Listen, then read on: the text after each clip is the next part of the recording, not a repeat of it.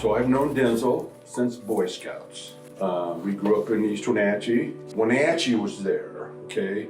And then you went across the bridge. There was the big Columbia River. So you went across the bridge to East Wenatchee, and that was clearly the slums, okay? That's where the people that didn't really have much money lived, and that's where I was, and that's where Denzil was. And so that's where I met, first time I ever met Denzil was at Boy Scout meetings, stuff like that. And then we wound up going to junior high together. We played sports together in high school. He was a end, I was a quarterback. I threw passes to him all the time. He was a tough character. And then we both wound up going to Washington State University. So we were there at school together and we're chums and stuff. We all went to college, we all left. I stayed, went to graduate school. Denzil came back. And this was the hippie era. Everybody in that era worked in the fish camps up in Alaska and all that stuff, right? Noreen put her time in it there. Well, Denzil was doing the same thing. Then he got onto some crab boats, which is pretty dangerous, and was doing that. And he would come home from that crab fishing stuff, sometimes with $100 bills falling out of his pocket, you know. So he was still doing the thing, going to Alaska, coming back, you know, kind of not really settled anywhere. And I had just started making bones. I think I had about 7 employees. And then Denzil came back, stone broke, you know, and just said, yeah, boss, I need a place to live. Can I move in with you for a while? And I had a little beach house down on the west side. And sure. And I said, in fact, you know, I'm getting kind of busy. You can come and give me a hand up here for a while until you decide what you want to do. So he came up, and it became apparent right away that I found somebody that could probably work as hard as me. That was when I just said, boy, this is a good deal, right? It was an instantaneous, perfect connection. I sat in the back, made stuff, figured out how to make it, and he sold it. He was just super at that.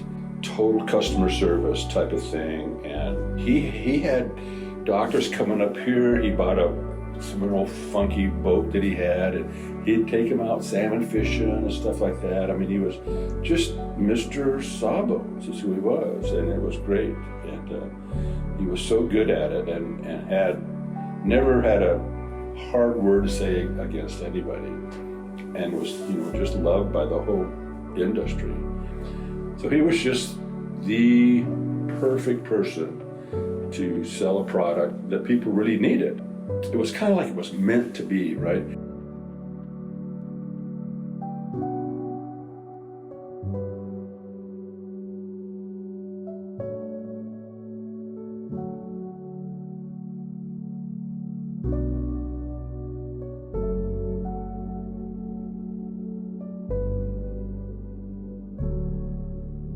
After we kind of got going, we'd go to these shows and we'd put up our little table with all our bones, and we had some sort of little thing in the back that said Sawbones and stuff. We sat there in 2 chairs, and there'd be a line of people waiting to talk to Denzil. I mean, clear down the hall of the exhibit hall, right?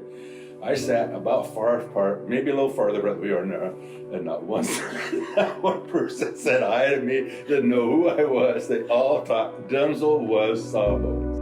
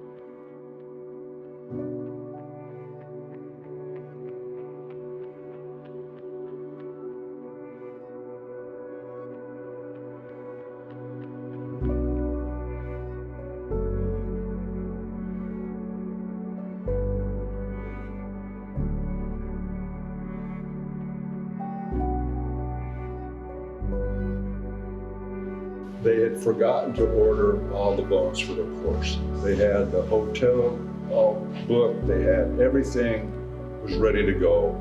Somebody forgot to order the bones. And the course was in 2 days.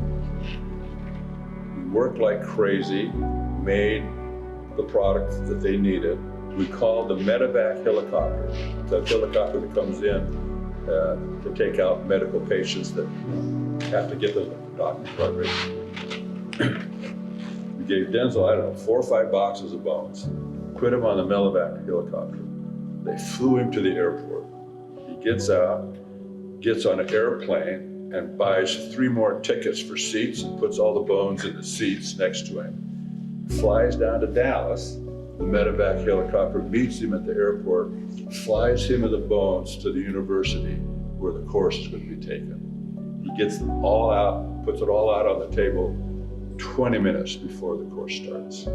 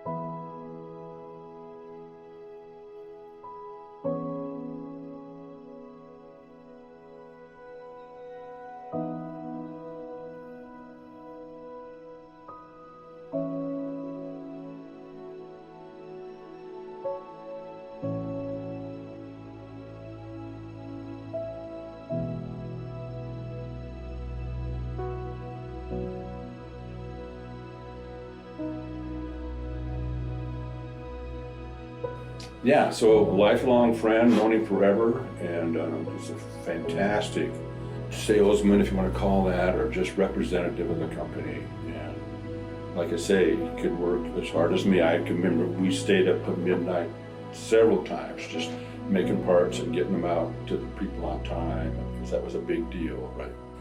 So it was a fun time getting all that going. But Denzil was very instrumental. There was just no doubt about it. You know, I mean, the whole salesmanship and all that stuff was just great. He had a heck of a great life. It was really cool.